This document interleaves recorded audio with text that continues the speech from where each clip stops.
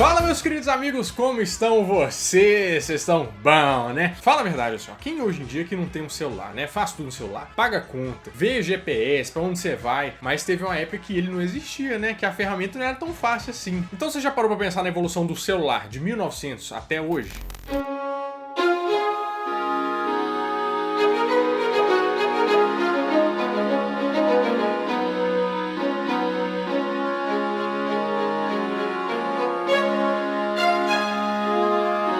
Eu sei que você tá pensando, né, Nerd, mas você é doidão aí. Celular, 1900, nem tinha celular. Pois é, meu filho, mas você tem que entender o seguinte, ó, teve todo um estudo básico ali e várias tecnologias que ajudaram a gerar o celular que a gente tem hoje e elas vieram evoluindo ao longo do século, né? Então você vai entender o processo todo até chegar no celular que a gente tem hoje, que faz de tudo, até sei lá, até desentope o banheiro, né? Na verdade, se você tirar o celular que você tirou da privada, ele desentope o banheiro, de certa forma. Mas antes de eu começar a te contar essa história, por que você não faz o seguinte, ó, inscreve no Nerd Show, você não é inscrito ainda? Você não perde nenhum vídeo, ó, clica nesse botão gigante vermelho aqui embaixo e badala esse sininho aí, meu filho, que todo vídeo você recebe uma notificação no seu e-mail, no seu celular. Nerd Show agora é 2 vezes a semana, tá? Domingo e quarta-feira, 11 horas da manhã, não perde, pode vir que tem. Mas antes de você começar a entender qual que é o processo do celular, você tem que entender que o grande pai do celular foram as ondas de rádio, né? E o que é essa danada dessa onda de rádio, né? Na verdade é um tipo de onda eletromagnética. Então o que difere essas ondas, né? Difere o tamanho da onda, né? A frequência da onda, né? Que é medida em hertz, que é como se fosse a velocidade que isso vibra. Então é por isso que você não liga pra sua mãe e começa a ouvir o cara lá falando na CBN, né? Falando assim que o dólar teve uma alta histórica da história, não sei o quê. Entendeu? Porque tem ondas diferentes. E o considerado pai do rádio, né, o Guglielmo Marconi, que é um italiano, que meio que mostrou pro mundo todo, provou que era possível você se comunicar de um lado pro outro, a pessoa receber uma outra mensagem. Mas claro que já existia o telefone, né, que foi de onde ele tirou essa ideia. E o primeiro registro de uma mensagem passada por um pulso elétrico, por um cabo, né, que a gente chama também de telefone, foi em 10 de março de 1876. Então é por isso que hoje você fala, você bate um grambel, é a gíria super... Não vou patentear essa gíria, bater um grambel. E outra curiosidade que você pode até não saber, mas o primeiro telefone instalado no Brasil veio em 1877, lá no Palácio da Quinta da Boa Vista. E a história é muito interessante, sabe por quê? Porque o Dom Pedro II, que era o imperador, saiu daqui do Brasil pra festa da República lá nos Estados Unidos, né? O imperador comemorando a festa da República. É um negócio meio estranho. Mas lá ele se encontrou com o próprio Graham-Bell e ele se interessou muito pelo telefone, pela demonstração. Falou assim, mas esse negócio é uma maravilha, Graham-Bell, tem que levar isso pro Brasil pra gente começar a passar troça, vai ser ótimo. E se você pensa que isso é uma coisa apagada da história, olha só isso, ó, tem um anime que mostra Dom Pedro II se encontrando com o Graham-Bell pra trazer o telefone pro Brasil, olha só. Bell-sanじゃないですか。ドン・ペドロ。こんなところでまた会えるとは奇遇ですね。ボストンではお世話になりました。こちらこそ。Pois é, esse anime aí tem um nome muito complicado, né? Mas é uma menina que viaja no tempo vendo as grandes coisas, as grandes conquistas tecnológicas da história, entendeu? E é conhecido como Time Travel Girl, né? Que na verdade não é a tradução literal, mas é o nome mais conhecido desse anime. O que dá a base perfeita pra gente começar a nossa viagem no tempo, né? Porque a gente vai começar a história do celular desde 1900. Então, vambora.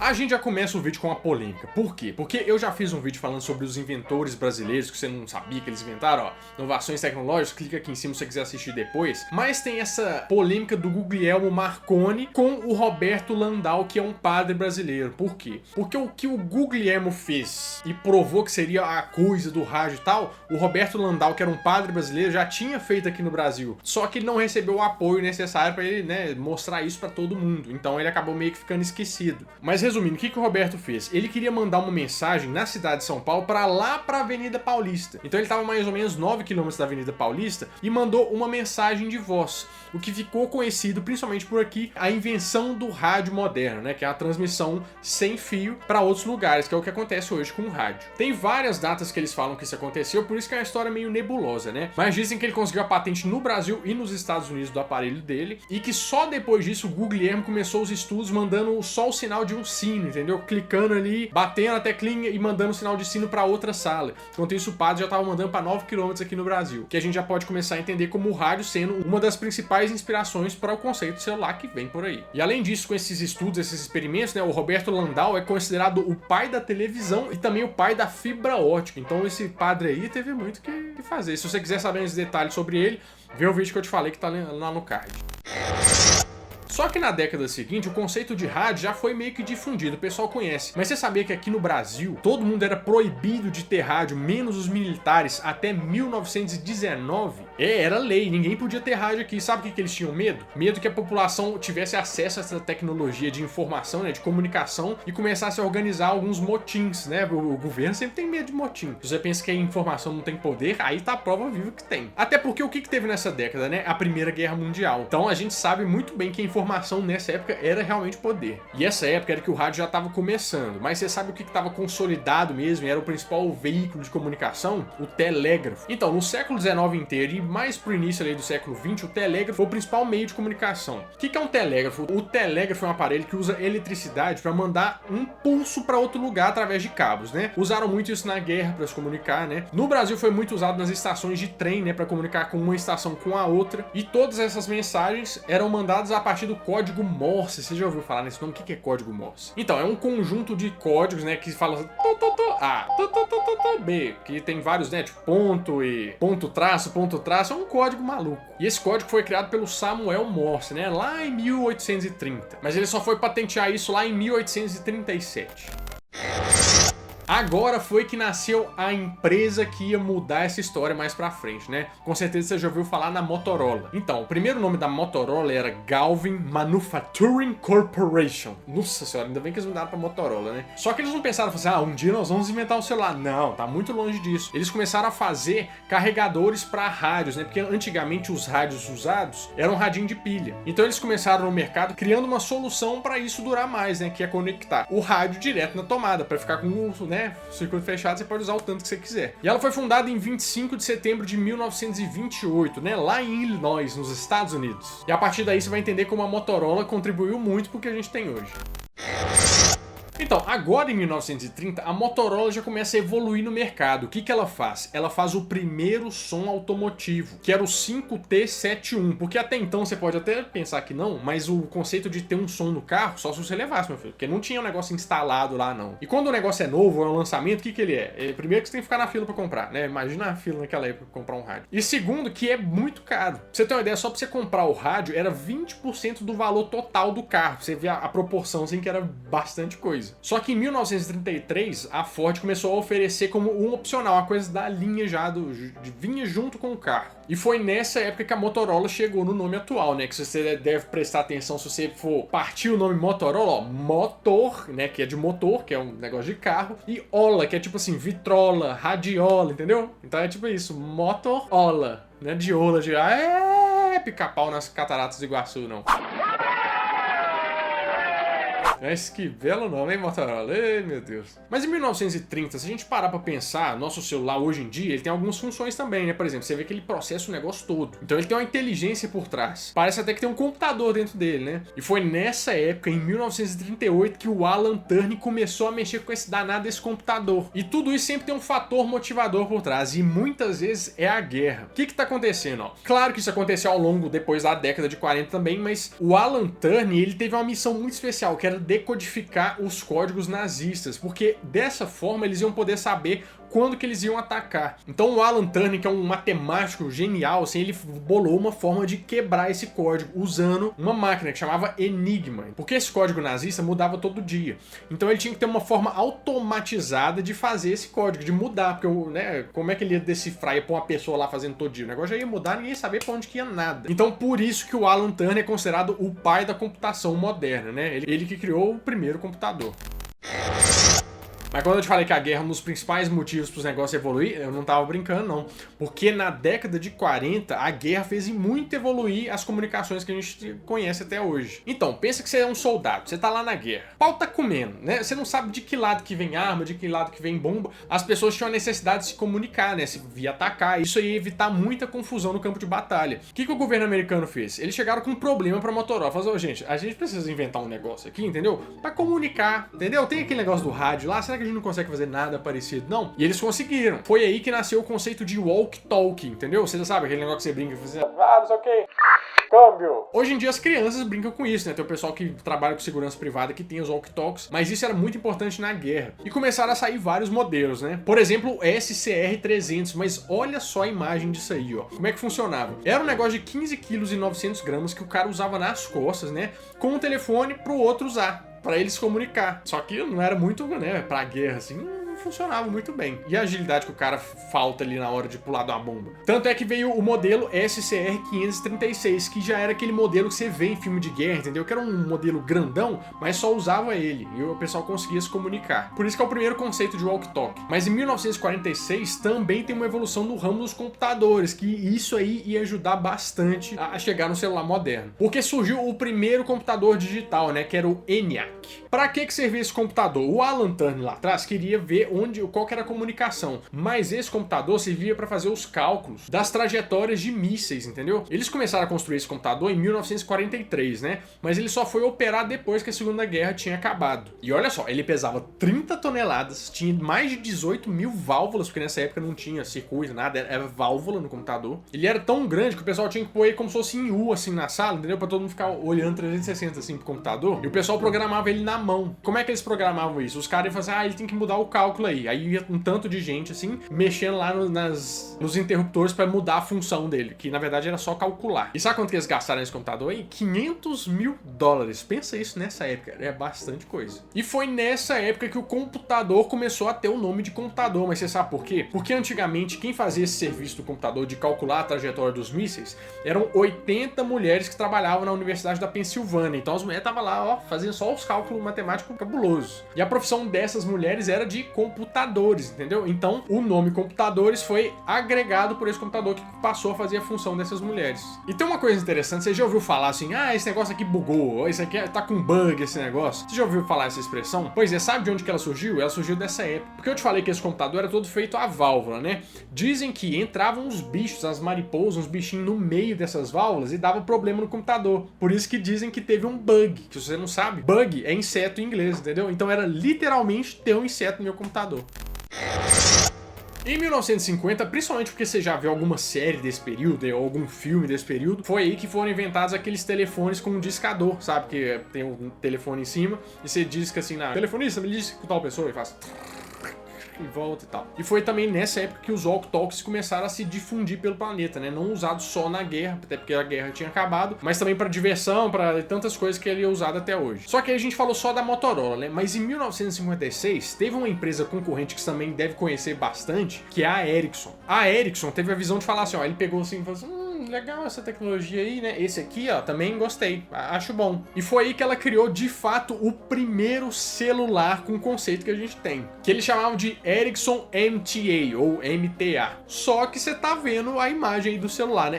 Tipo assim, o conceito de celular é que ele não tem fio, entendeu? Mas ele pesava 40 quilos. Se você quisesse andar com ele aí pela cidade, se você alugasse um trator, talvez, né, você poderia até fazer isso, uma ligação. Mas além do peso, você tem que pensar que ele era também muito caro, que era muito novo, né? O que dificultou muito a popularização desse celular. Então não foi aí que o negócio estourou. Agora parece mais uma evolução pro telefone, não pro celular ainda, entendeu? Porque em 1965 começa a aparecer o primeiro telefone de flip. Olha só como é que era estranho esse telefone. Porque nessa época ainda não tinha botões, né? Ficava até um pouco difícil. Você tinha que fazer o quê? Você tinha que discar ainda com a roda que apareceu lá nos anos 50. Mas eu te falei que sempre por convenção que as coisas evoluem, né? E foi em 1969 que a Motorola deu o pulo do gato. Por quê? Porque ela começou a fornecer uns equipamentos de comunicação pro programa espacial da NASA. E foi um aparelho da Motorola que fez a comunicação da Apollo 11 com a Terra, né? Que você deve lembrar que quando o homem chegou na Lua.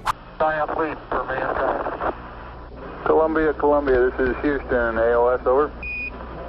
Houston, Columbia, on the high gate, over. Roger, the EVA is progressing beautifully. They're setting up the flag now. Mas agora foi a partir da década de 70 mesmo que o negócio começou a mudar de vez. Por quê? Em 1971, o Ted Hoff, que era um funcionário da Intel, criou o conceito do microprocessador. O que é um microprocessador? Eu te falei lá atrás que o computador era cheio de válvula, né, cheio de peça e tal, só que os cálculos matemáticos eram feitos todos por peças mecânicas. Com o microprocessador, que é aquele negócio que você tem no seu computador, é ali que começa a processar todas as operações que o computador tem que fazer, né, inclusive as operações matemáticas, de função, de tudo. E esse chip usava um negócio que chamavam transistores, né? Que é um negócio que eu só lembro o nome por causa do seu Madruga aqui. Ah, o maldito transistor! Então ele conseguiu juntar mais ou menos 2.300 transistores num pedacinho pequenininho, assim, ó, parecendo um grãozinho de arroz. Mas em paralelo a isso, a Motorola continuou evoluindo, né? Porque em 1973 ela lançou aquele primeiro modelo que a gente pode chamar de, né, um celular, assim, que você costuma ver até nos filmes mais antigos, assim, que você tá vendo aí na imagem. Então, esse aí é o Motorola Dynatec 8000X. E pra época ele era até que meio que portátil, né? Porque ele tinha 25 centímetros de comprimento, 7 centímetros de largura e ele pesava, tipo assim, vamos dizer, apenas, entre muitas aspas, né, 1 quilo. Mas se você nos perguntou até agora, falando assim, peraí, mas celular, você tá falando celular, por que tem esse nome de celular? Porque se você parar pra pensar, não tem sentido nenhum. É o seguinte, ó, celular, por quê? Se você pensar no conceito de rádio, tem uma antena grandona que manda o sinal pra todo mundo, né, pra uma grande área. Só que a cobertura de celular começou com uma antena pequena e mais fraca, que cobria só uns 2 quilômetros mais ou menos ali na região. Então assim, quando você mudava de região, você ia pra outra célula, entendeu? Então a célula era a área de cobertura pequena dessa pequena antena pro celular, entendeu? É por isso que chama celular. Os nomes Motorola, celular, são nomes, né? Vem uns nomes estranhos. Até que Nerd não foi tão ruim assim, não. Pra você ter noção como é que antigamente as coisas evoluíam bem mais devagar que hoje em dia, eu te falei que em 73 que a Motorola lançou aquele modelo de celular, né? Mas só na década de 80 que eles fizeram esse lançamento oficial do celular. O que aconteceu? Lá em Nova York, eles montaram um super evento para mostrar a primeira chamada de celular. Então, o Martin Cooper tava lá numa rua de Nova York, ele trabalhava na Motorola como engenheiro, né? E fez uma ligação pro concorrente, que era o Joel Engel, né? Da AT&T, que a AT&T é como se fosse uma operadora de celular lá dos Estados Unidos. E foi a partir daí que o Martin Cooper começou a ser considerado o pai do celular. E olha como é que o negócio demora, né? Só depois de 6 anos depois desse evento que os celulares começaram a funcionar no Japão e na Suécia. Gente, 6 anos no Japão. Se começou 6 anos no Japão, você imagina aqui quanto que chegou aqui no Brasil, né? No dia de São Nunca. E mesmo nos Estados Unidos, que foi o lugar que eles fizeram o negócio, né? O negócio só começou a funcionar 3 anos depois, em 1983. Era muito devagar a história, até todo mundo acostumar, até todo mundo ter dinheiro pra comprar, né? E foi aí que foi inaugurado o 1G, né? Se é que a gente pode chamar assim, que 1G é a primeira geração, que é uma chamada analógica, que foi evoluindo ao longo do tempo até a gente chegar hoje em dia. Mas aí a gente chega na década de 90 e foi nessa década que lançaram o celular oficialmente aqui no Brasil. Você deve lembrar muito bem, porque alguém da sua família tinha que ter aquele celular tijolão, você lembra? Aquele tijolão da Motorola? Pois é, aquele celular era o StarTAC. E ele já tinha uma inovação, por quê? Porque já apareciam os números no visor da tela. Mas eu lembro que meu pai chegou com a cachola gigante daquele negócio, ele tirou assim, olha só o celular, que moderno. Negócio desse tamanho preto, assim, ó, quadradão com aquele flipzinho assim pequeno. Aquele flipzinho, inclusive, ele quebrava muito, porque ele era muito fino em comparação ao celular, o resto do celular inteiro. Aí você levantava aquela antenona assim, né? Você já teve um desse ou conhece alguém? Conta aqui como é que era usar esse negócio. Ele começou a ser vendido primeiro no Rio de Janeiro, mas depois ele já chegou em São Paulo também e depois se espalhou pro resto do Brasil. Mas nessa época era muito caro. E como é que era o processo? Era muito difícil. Por quê? Porque você tinha que ir lá fazer o pedido de uma linha. E eles tinham que demoravam muito tempo pra te conceder uma linha. O processo não era só chegar lá, comprar um chip e do nada, não. O negócio era muito mais difícil. E o que eu mais lembro dessa época, inclusive, que tinha uma propaganda que era o tal do Alocard da TIM. Você lembra que era o celular sem conta? Era propaganda, olha só. Alocard, o celular sem conta. Alocard, Alocard da TIM. E foi no final dos anos 80 e no início dos anos 90, né, que saiu o 2G, que é o sinal da segunda geração, que começou com a tecnologia CDMA, depois TDMA e depois no final começou com os chips, né, que você deve lembrar bastante, que é aquele chipão maior.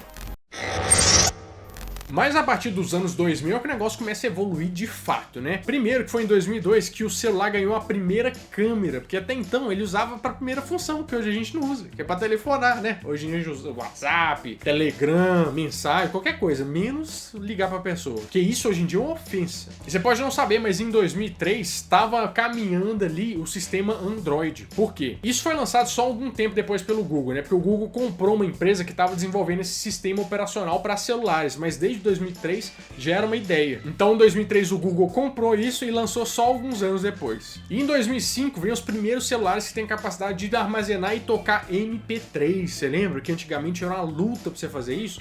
Você tinha que comprar um Discman que dizia que tocava MP3, então os celulares já começaram a entrar nesse mundo. E os modelos que dominavam esse mercado até então, né, no início dos anos 2000, eram os modelos que tinham teclado, como se fosse um computador, sabe? Que tem as teclas, tem os números, tem tudo, algumas funções. Só que tudo isso mudou e o celular moderno ganhou essa cara que tem hoje, quando o Steve Jobs anunciou o novo projeto que eles tinham, né, que era o iPhone. An iPod, a phone, and an internet communicator. Are you getting it? These are not 3 separate devices. This is one device. And we are calling it iPhone. E aí chega a tecnologia 3G, né? O que essa tecnologia mudou? Mudou que agora os celulares começavam a ter acesso à internet. E também facilitou outros acessos a outros serviços, né? Atualmente o 3G ainda é a tecnologia predominante se a gente for pegar o mundo no geral. Mas aí que a gente chega na década que a gente tá, né? Na década a partir de 2010. Que o celular simplesmente virou um assistente pessoal, né? Porque hoje você pode usar como GPS, você pode usar como lembrete, calendário, alarme. Ele pegou todas as funções que tinham disponíveis e colocou num aparelhinho só, né? Porque eu acho que foi o grande legado que o Steve Jobs deixou, que é, tipo, reinventar o celular. E a principal mudança que a gente tem são os sistemas operacionais e os aplicativos, né? Que hoje em dia você pode instalar um aplicativo de qualquer coisa e tem muita gente desenvolvendo para isso. Outra coisa que mudou foram as câmeras, né? Porque o celular praticamente acabou com as câmeras digitais, assim, que você não usa profissionalmente e tal. Na verdade, alguns celulares até, né, até tira ali algumas câmeras profissionais para dançar, viu? Porque o negócio tá sinistro. E é só um fato interessante que em 2013 o número de Androids, de aplicativos com Android, passou os da Apple, né? Porque o Android começou a ser uma coisa meio aberta, que todo produto que eles lançavam vinha com Android. Foi aí que eles começaram a meio que dominar o mercado. Bom, mas eu tenho certeza que você tá vendo esse vídeo no celular, ou você tem um celular. Eu fico até achando difícil imaginar o que vai ser a próxima evolução do celular, né? Porque ele já faz de tudo, menos ligar. E eu quero saber de você, então, qual que é a sua previsão? O que você acha que o celular vai ter daqui pra frente? Qual que vai ser a próxima evolução, né? Será que aquele negócio de tela dobrável vai pegar? Porque aquele negócio ali é meio estranho, né? Parece um celular meio broxa, né? Não sei. Às vezes, será? Eu não sei. Aí é com você. Eu quero saber o que você acha que vem daí pra frente com o celular. Bom, meu amigo, se você gostou do vídeo de hoje, faz o seguinte, ó. Deixa o seu like aqui embaixo, compartilha no grupo do WhatsApp, usa o celular, né? O celular tá aí pra isso, ó, pra você mandar um vídeo do Nerd Show pra outras pessoas. E não esquece que hoje também saiu o podcast do Nerd Show, tá? Você pode assinar no Spotify, tem no iTunes, você pode acessar www.nerdshow.com.br, que ele tá lá também, tá? Pode ouvir direto pelo site, não tem problema nenhum, é muito fácil. Bom, eu vou ficando por aqui, mas no próximo domingo, às 11 horas da manhã, eu volto com mais um vídeo quentinho, fresquinho, crocante pra vocês. Então, adeus!